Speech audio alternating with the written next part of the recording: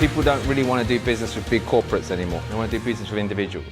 Welcome to the Mind Over Money podcast with Jess and James, the only podcast you need to tune into each week to grow your personal, professional, and financial life. Join entrepreneur, investor, and multi-award-winning international speaker Jess and James as he shows you how to take control of your mind to create the life, income, and career you deserve.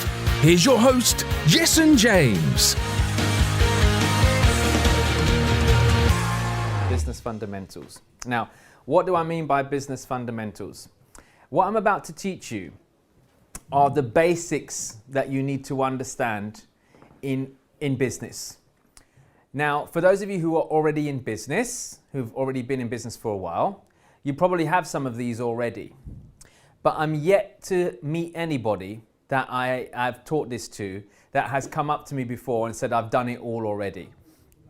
I think what I'm about to teach you is stuff that if you're already in business, it's going to be a nice refresher for you, but it's also going to be, there's a lot of things on here that you probably aren't doing at the moment that you need to pay attention to.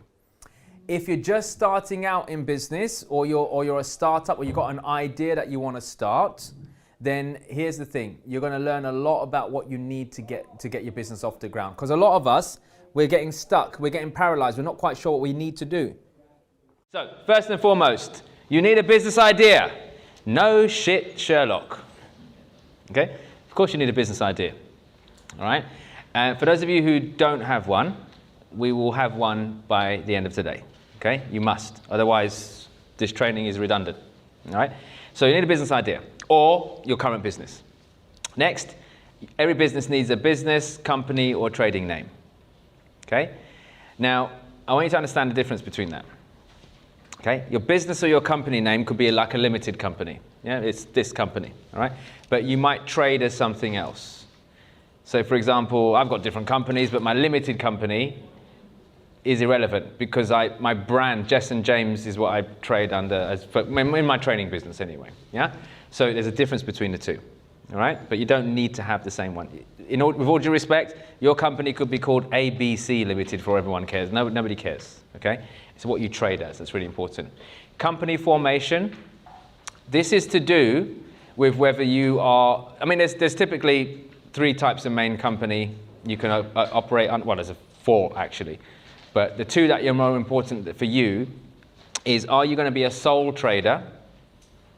So you're not a registered company, but you just self-employed trade on your own. In the Netherlands, it's, you don't have to have a registered company, right? You could be self-employed, sole trader, just pay your tax return and all that kind of stuff.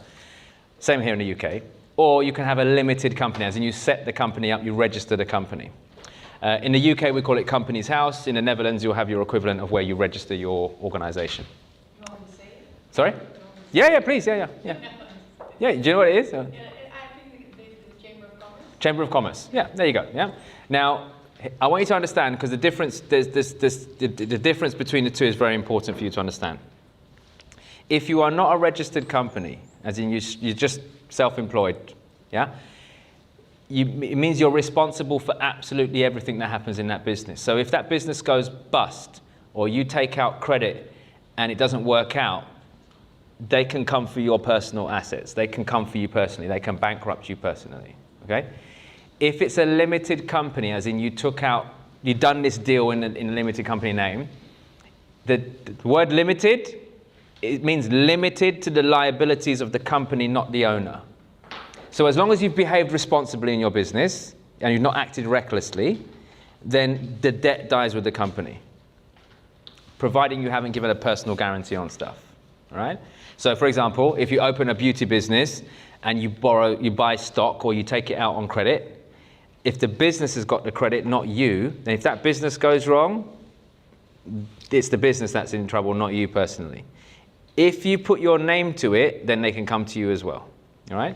That's the difference between, you need to decide which one you want. My advice is get some advice on it, some tax advice from an accountant. Next, VAT registration or not. Again, that depends on the industry you're in. Some industries you don't register for VAT. For example, the health industry, there's no VAT in there, yeah? But in the UK, you've got a threshold of about 85,000, something like that, to trade with until you have to register for VAT. But VAT is optional. up until that point. Some people do it because it makes them look more professional. Some people do. They just think, oh, I'm VAT registered. Yeah, but that also means you need to give 20% to the government. So, but you can also claim VAT on expenses. So if I buy a laptop, I can claim the VAT back through my company because it's being used for the business. So I can offset that, yeah? So what I want you to understand is, though, is it necessary to be VAT registered or not? And more importantly, if you are planning on registering for VAT in the future, then understand that the minute you meet the threshold for VAT, you're going to have to start charging your clients 20% more. And a lot of them won't be happy about that. All right? So, Jamie, cleaners that came round the house, Claire, did you have a chat with her? Yeah. Yeah? So when we first started working with her, she wasn't VAT registered. And then the company started doing better, and she slapped us with a 20% increase in fees. I didn't mind because I don't care, yeah? But she did lose customers over that.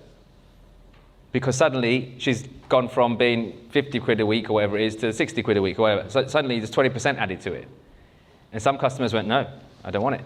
So have a think about your pricing right now. Do you need to price it in advance so that when you do start to charge people VAT, you're not going to take the hit? Some people don't think about that, yeah? So if you're charging someone £100 at the moment, the minute you register for VAT, you're only going to keep 80 of that because 20 of it goes to who? The government. So if you still want to keep 100, start charging 120 now. So then when you do have to give 20, you're still making your 100. Does this make sense? Yeah? Next, business bank account. Get one. A lot of people still do business from their own personal account.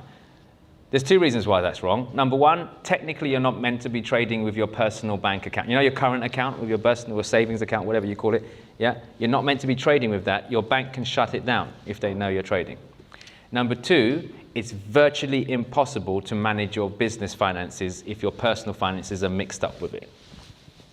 You can't do it, okay? So I recommend you go and get a business bank account. Now, who has a business bank account, by the way? Raise your hand. You've got one? Okay, good. Very important how you get one. I personally bank, here in the UK anyway, with Metro Bank. And the reason I use Metro Bank is that they're open 7 days a week. They work with entrepreneurs. They're very good with that. You can walk in, open your business account, and have your debit card in your hand in 2 hours, ready to rock and roll. They're very good, very quick, okay? However, it's a traditional bank. So be prepared for credit checks and stuff to be run on you, all that kind of stuff, all right? There are ways for you to get bank accounts, quick bank accounts, online. If you want one that doesn't have any credit checks, by the way, this is for the UK, obviously I'm not familiar with the banks over there, but you don't need to worry, you've got one anyway. But over here, if you want to open a quick business bank account with no credit checks, let's say, for example, you've got CCJs or you've got bad credit or whatever, there's a place called Cash Plus that you can go online. They're currently changing to bank status.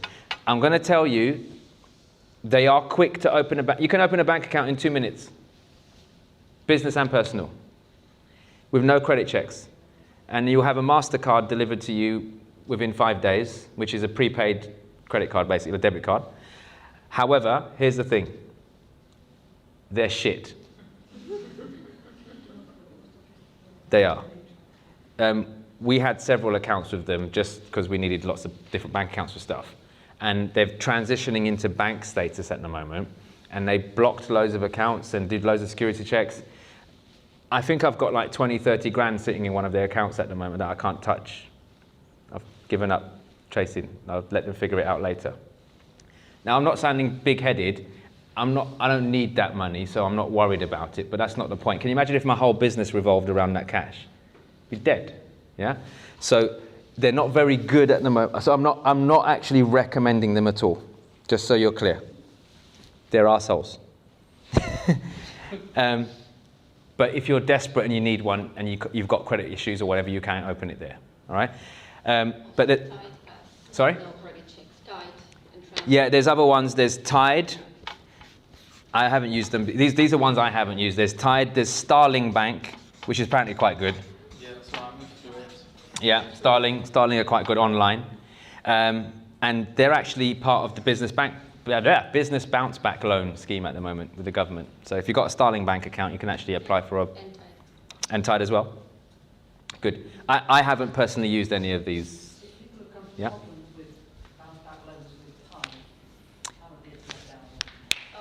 Yeah, I mean, we won't go into bounce loans now, but what I mean is that, you know, choose a business bank to manage your business affairs in. It's very, very important. Okay. Next. Yes, TransferWise, but TransferWise, yeah, we use it more to take payments rather than to send for us.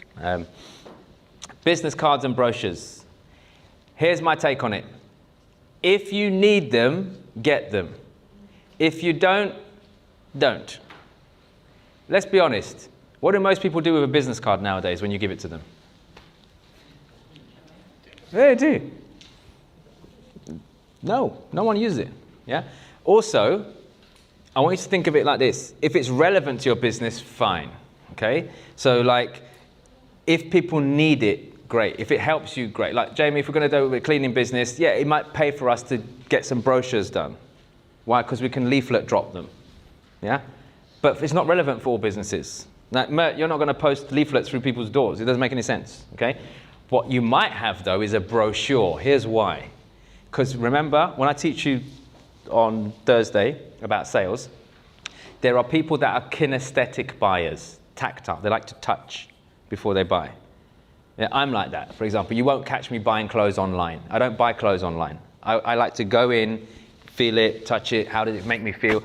That's how I buy.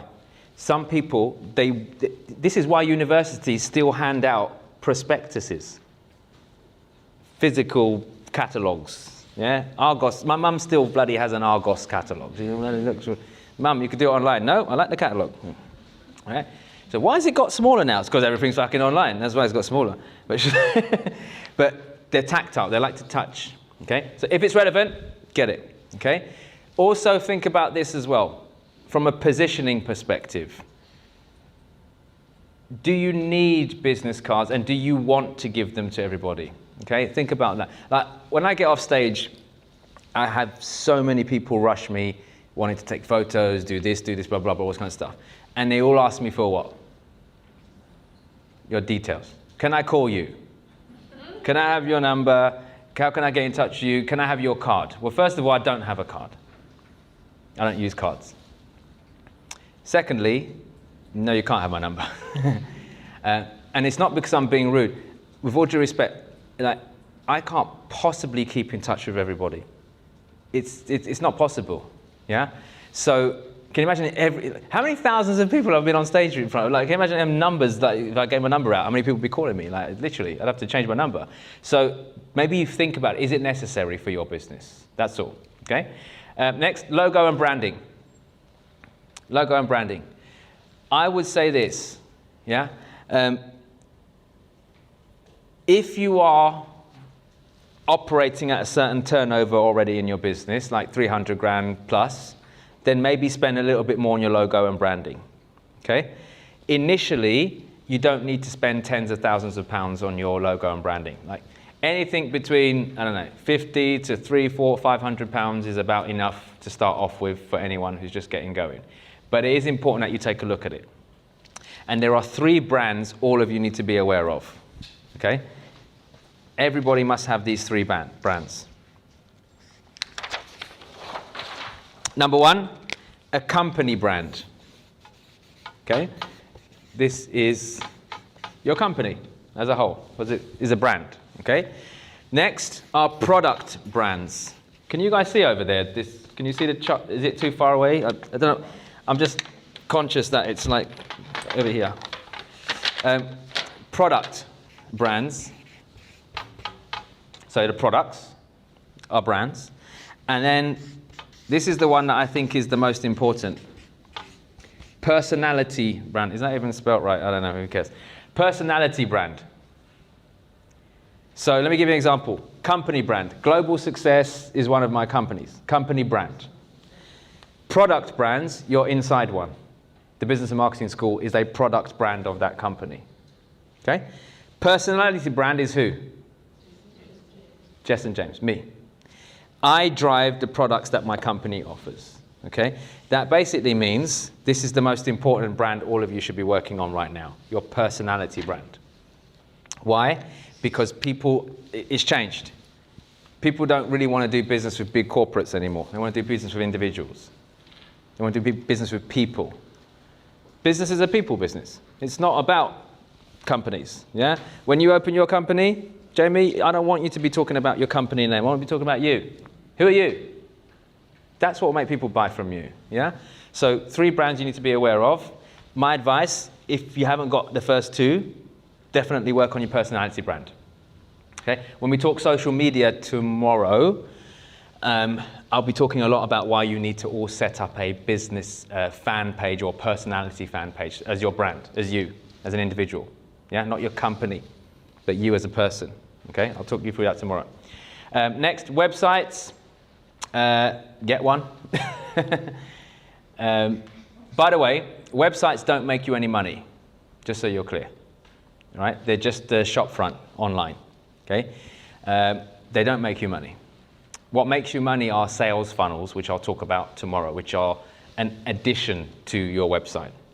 Okay, so you can go and get 123reg or GoDaddy.com, go and buy the domain name. My advice as well, don't be afraid to buy your personality brand name as well. Buy your name. Buy your name. I was very fortunate because there aren't many people called Jess and James out there. So I was able to get jessandjames.com. Okay? If your name is John Smith, you are fucked. Okay?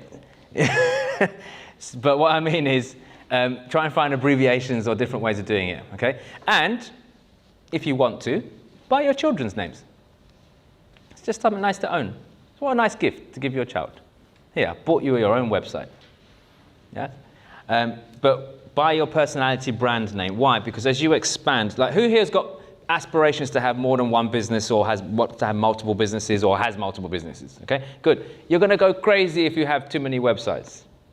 All right? So have a central hub where everything that you do falls under that. All right? So, I've got various businesses and things like that. But like for me, we're just about to restructure the website now where just that website, jessandjames.com, there'll also be a section in there where people can go to the different websites of the different businesses that I own as well. Yeah, so my property business and admin company and all this kind of stuff. But everything goes around those. Okay? Good.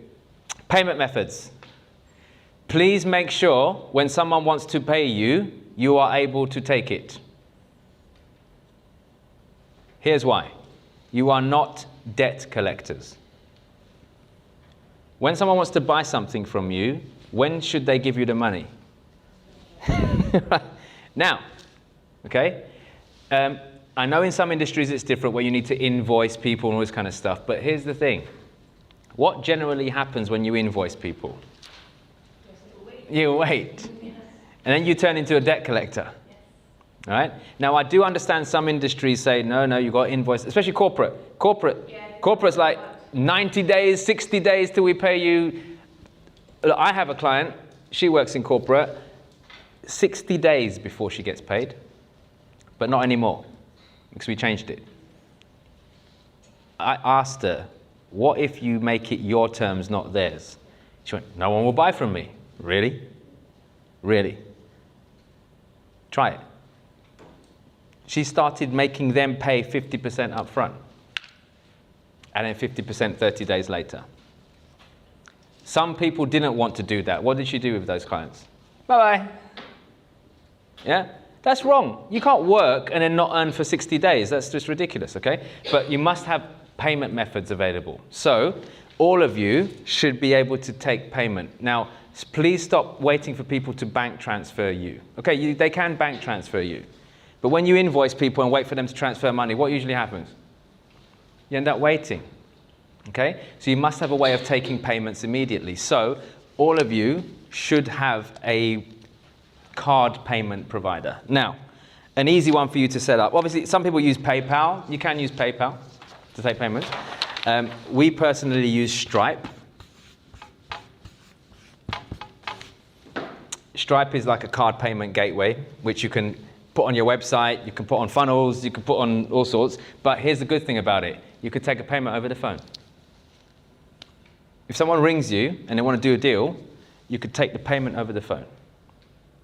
Okay? If you're mobile, going around to people's houses or whatever it might be, you can also get these chip and pin machines. You can even get a PayPal one if you want. Yeah? But what I'm saying is, you must have multiple ways for people to give you money.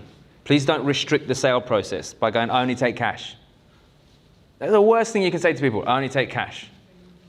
Especially during coronavirus, I only take cash. No one wants to touch money, give money. Like, you're not going to get paid. Do you see how people just I only do cash? Oh, I don't use cards because I get paid, I get charged a fee. Well, even if they charge you 2%, I'd rather have 98% of that money than zero. Yeah, people don't think. So have multiple ways of taking money. For us, we take cash, check, card, goats, chickens, all sorts. I'm just kidding. I'm just kidding. It's on video. It's on video. We take goats as payments, yes. But payment methods, really, really important. Okay. Next, business insurance. Please, if you don't have business insurance at the moment, get some. We are living in a world of litigation, especially for those of you who are working with clients. You must have business insurance, okay? Now, here in the UK, all of my businesses bar one, because I'm in a partnership with someone who does it themselves, is I have my insurance with a company called Hiscox, Hiscox. Me too. Yeah? I've used them since 2009, since I started my care business. I've always had policies with them. Now, here's the thing. They've got a very good website, which you can go on, and your quotes are very cheap. They're not expensive. You can pay monthly, you can pay full, whatever it might be. Yeah? But you get some. And you need to have, if you're going to employ people, obviously, employer liability, public liability. The one that I want you all to get, especially if you're on a service-based business, is professional indemnity insurance. Really important. It's really cheap. I pay around 26. Yeah, it's not a lot. It's not a lot. It's not a lot. For all three. Yeah? Employers, liability, Yeah. professional. And it's worth having, because we're living in a world where people want to sue you. Literally. Yeah? Everyone's looking to make some money nowadays.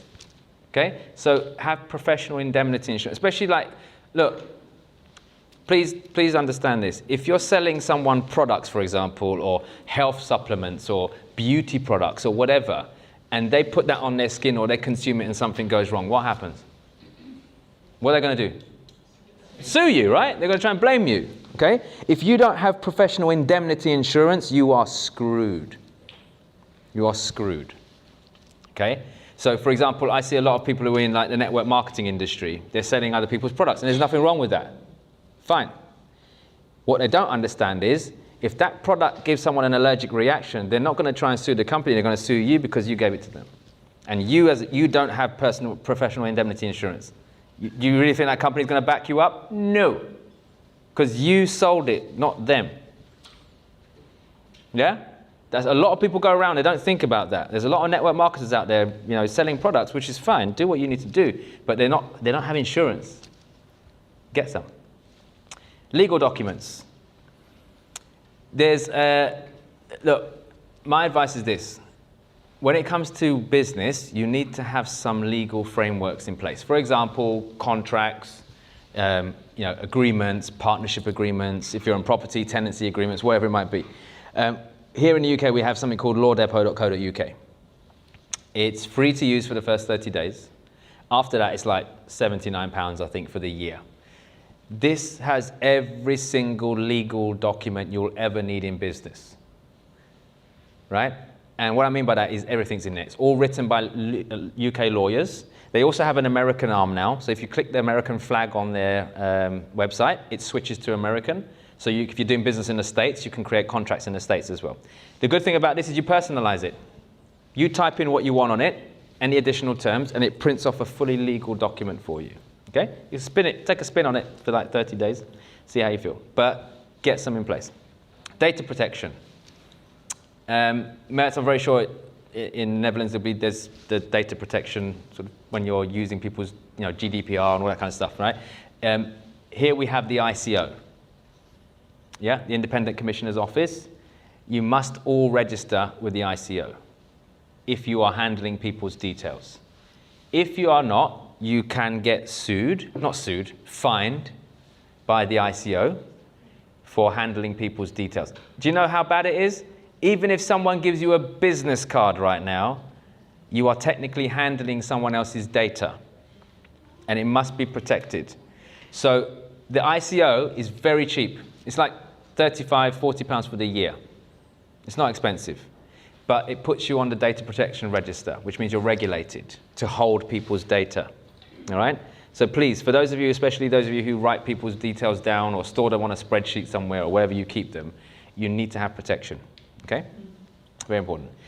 Business contact numbers. Please stop giving everybody your personal mobile phone number when you're doing business. Why shouldn't you do that? You tell me. Why shouldn't you give people your personal number? To avoid phone calls 12 o'clock in the night. Yes, you need to stop hanging your number out to perverts who ring you at midnight, heavy breathing down the phone. Yes, boundaries. Boundaries, yeah? Would you ring your GP at midnight expecting them to pick up the phone? No. But what do your clients do when you give them your personal number? They take the piss, is what they do. They take advantage, right? There's no boundaries in place. So don't give your personal number out. Why? Because they also ring and get upset when you don't call them back. Yeah? Didn't you see my missed call? Yeah, it was 9 o'clock at night. I'm not working. But they don't understand it because there's no barriers, okay? Secondly, it looks incredibly unprofessional if you have your personal mobile number. I see people with websites looking all nice and shiny, and at the bottom is call me, and they've got their mobile number on there. That tells me you are not a business. It tells me you're just a solopreneur on your own, which means you're not really that, you're not really giving people the good impression here, okay? You can buy digital numbers, like places like localphone.com or Circle Loop is another one that we use. You can buy digital numbers, and what I would want you to do is buy a business number, okay? They run off an app. Circle Loop, localphone.com. Localphone.com, you can buy numbers, including minutes, for as little as $2.99 a month. Yeah? And what I want you to do is, I want you to set up if you do need a business mobile number, rather than walking around with two phones, yeah, have one as a virtual number. Okay? So on your phone, your same mobile, you'll have an app, which will be Local Phone or Circle Loop or one of the two, and you can leave that running on your phone. When someone rings that number, it will ring through to this phone. Okay? But also you can put it on divert when you're not working, which means you can say, we're only open between this time and this time, please leave a message, someone will get back to you. Yeah? So no one has to ring your personal number. Also, it's better if you can also have a landline number ring on your phone. It looks more professional when you've got a landline number rather than a mobile number. Okay?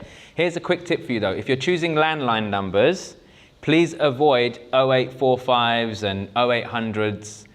These are like what they call premium toll numbers here in the UK. Charge. Why should you not get an 0845 number? People will avoid to call them. It's not just for the charge. It's looking. Yeah. Even if they call you, when you get the call from these 0800 numbers, you're like. No, it's true. When someone rings you like from a number that's 0800 or whatever, or 0845, what do? You look at it and you go, oh shit, I haven't paid my bills. That might be them. Ah, fuck it, I won't answer it, okay? Here's a tip for you. Buy a local phone number, okay? So for example, in Maidstone in Kent, the local area code is 01622. Buy an 01622 number, because that's your local area. So that's where your office is, for example, yeah? Why? Because people prefer to pick up local numbers. Okay? Vodafone did this to me. Vodafone, they don't ring you anymore from Vodafone's HQ, they ring you from a local number. So they know where you live. So they buy an 01622 number and they ring me from an 01622 number. What do? I think, shit, it might be the school, the kids, whatever. I'll pick it up. Hello, sir, it's Vodafone. Ah, fuck. No. Right? But they know because people will pick it up. Yeah. The other thing is if you have a premium rate number, 0800, even though 0800 numbers are free, toll free, people still think they pay on their mobile, don't they? Some people think, oh, if I call it, I have to. So they don't call you. You want to encourage people to call you. Yeah. So things like local phone, Circle Loop as well. You can text from them as well. You can do all kinds of stuff from them. So get one. Okay. Business email address. Very important. Business email address. Okay. Please stop giving out your personal email address for business. Yeah. I see people go to networking events and hand out their business card, and on their business card, their email address is honeybunny2004@hotmail.com, and I'm a mortgage broker. You sound like you sell sex toys. Yeah. Just like what are you thinking? So please be professional, people. Okay, have a professional, have a business email address or whatever. That happens when you buy your business domain. www. whatever, blah, blah, blah. Okay? Get your business email address sorted out. Bookkeeping software. Highly recommend you get bookkeeping software.